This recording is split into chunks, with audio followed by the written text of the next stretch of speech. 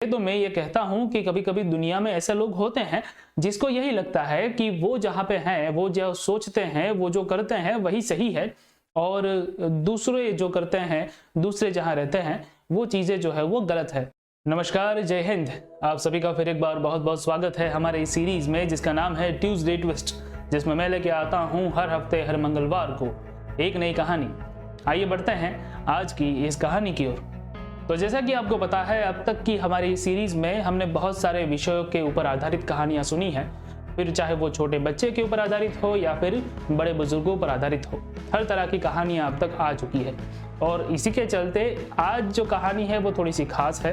ये कहानी है एक कीड़े की कहानी। एक ऐसा कीड़ा जो कि गोबर में रहता था, गोबर ही उसकी दुनिया थी और गोबर जो है वही उसके लिए सब कुछ था। उसी में वो खाता, उसी में वो पीता और उसी में सो भी जाता था। उसने कभी भी उसके अलावा कोई और चीज देखी ही नहीं थी।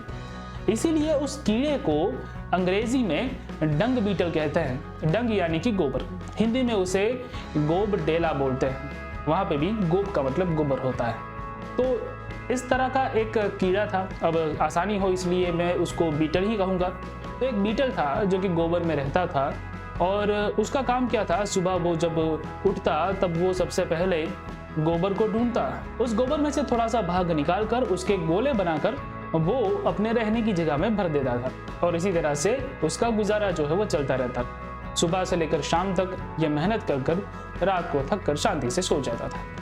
अब ये जो कीड़ा है उसकी किसी के साथ दोस्ती नहीं थी और दूसरे जो कीड़े हैं वो उसके इसी गोबर वाले स्वभाव की वजह से उसके पास आना पसंद नहीं करते थे। अब ऐसे में एक अच्छी और भली मधुमक्खी से उस बीटल की दोस्ती हो गई और धीरे धीरे उन दोनों में बातें होती रही। वो मधुमक्खी उससे रोज मिलने आती और वो दोनों आपस में बातें करते रहते। अब एक दिन उस मधुमक्खी ने कहा कि तुम ऐसे गोबर में क्यों रहते हो, चलो मेरे साथ, मैं तुमको बगीचा दिखाती हूँ, मैं तुमको फूल दिखाती हूँ कि उसकी महक जो है वो कितनी अच्छी होती है।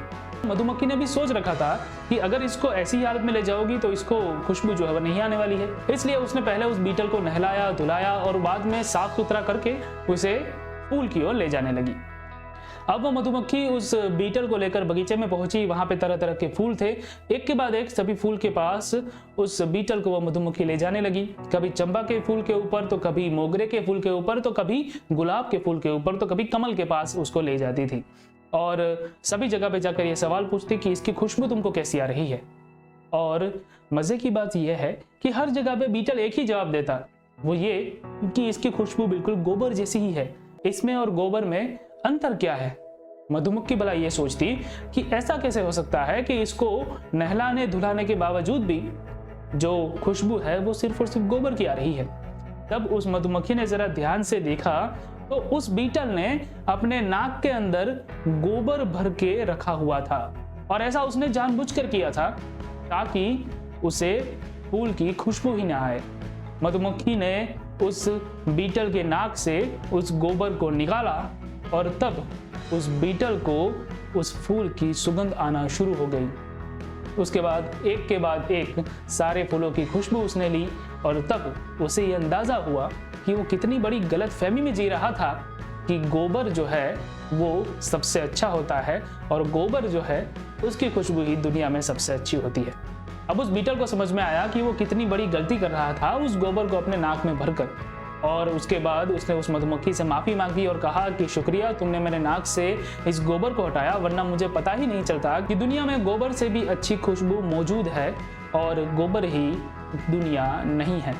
तो दोस्तों, ये थी आज की छोटी सी कहानी और इस कहानी के अंत में मैं आपसे एक छोटा सा सवाल पूछना चाहूंगा कि इस कहानी को सुनकर आपको क्या लगता है कि इससे हमें क्या सीख मिलती है। जैसा कि अगर मेरी सोचे तो मैं ये कहता हूँ कि कभी कभी दुनिया में ऐसे लोग होते हैं जिसको यही लगता है कि वो जहाँ पे हैं, वो जो सोचते हैं, वो जो करते हैं वही सही है, और दूसरे जो करते हैं, दूसरे जहाँ रहते हैं वो चीज़ें जो है वो गलत है। वो कभी अपनी दुनिया से बाहर निकलने की कोशिश नहीं करते, कभी भी वो नई चीज़ें ट्राई करने की कोशिश नहीं करते और इसीलिए अपने ही पूर्वाग्रह में मस्त रहते हैं।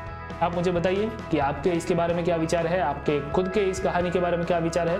पसंद आती है तो इस कहानी को आप लाइक कर सकते हैं, अपने दोस्तों के साथ शेयर कर सकते हैं और अगर नए हैं तो सब्सक्राइब कर सकते हैं। मिलता हूं मैं आपको अगले एपिसोड में, तब तक के लिए जय हिंद।